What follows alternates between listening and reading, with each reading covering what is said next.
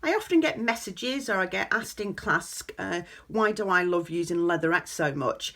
And there's a whole range of reasons for that. I just find it's a really versatile fabric to work with. You can have it for a whole range of things.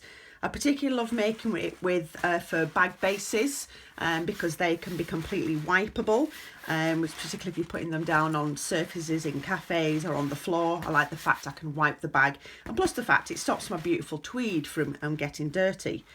You can also use it to create an accent panel like I have done on this Heidi clutch here.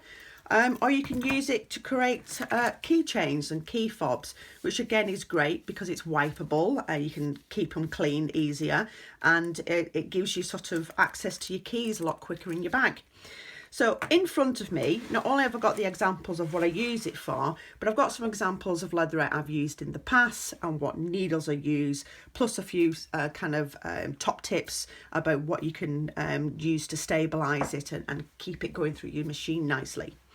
So in front of me, I have got various leatherette pieces. Now I've used lots of different types over the years. I've used vinyl leatherette, which is used on boats for marine vinyl, it's called, and it's really thick.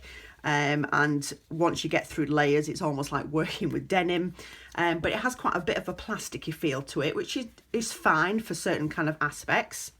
I also love using glitter vinyl, which you can buy in A4 sheets, because it really adds a bit of a zing to small things that you make, to like this key fob here.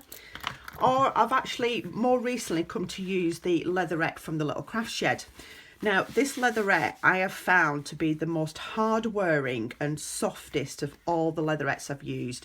It's really is pliable and soft. I think it's used in garment making, but I've had this now on quite a lot of my own bags and it's lasted, and I put my bag through the paces. You know, one of my bag is 12 months old now and it's still not showing any signs of wear and tear, and it's not cracked, which has happened in the past with some of my other pieces of leatherette I bought.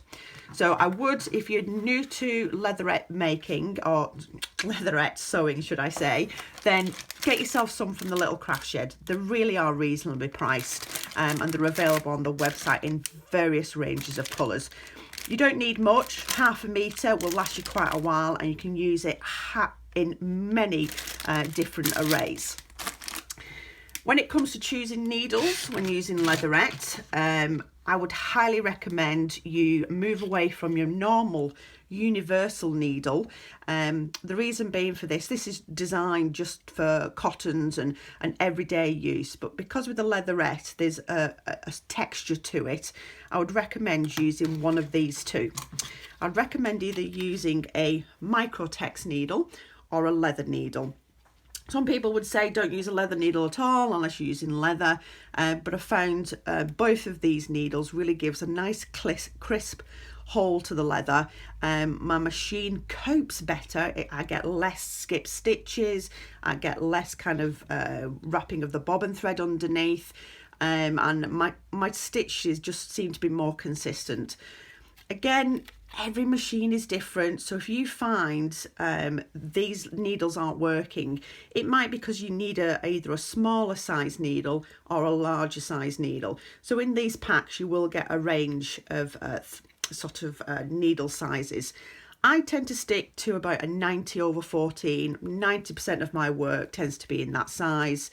Any thicker I would go up a size, maybe to a 16 or an 18, but on average, if I'm using a microtex needle, I tend to use a 70/10 on the majority of my projects.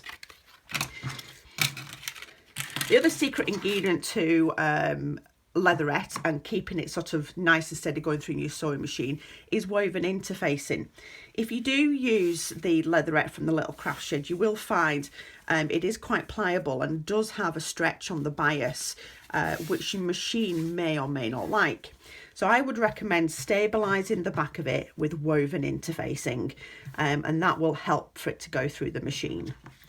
The other top tip would be if you find that the vinyl is sticking to the foot or the plate as you're going through and it doesn't seem to be moving, increase your stitch length, or put some tissue paper on top just so that it doesn't stick to the actual machine foot. But if you've got a walking foot, or you've got a special kind of silicone foot designed for leather and leatherette, then give that a go. It's trial and error. It's learning how to use a new fabric, but I think once you've kind of grasped how to use it, you'll find a whole array of uses for it. So that's my basic walkthrough and talk through of needles for leatherette and where I use them on an everyday basis.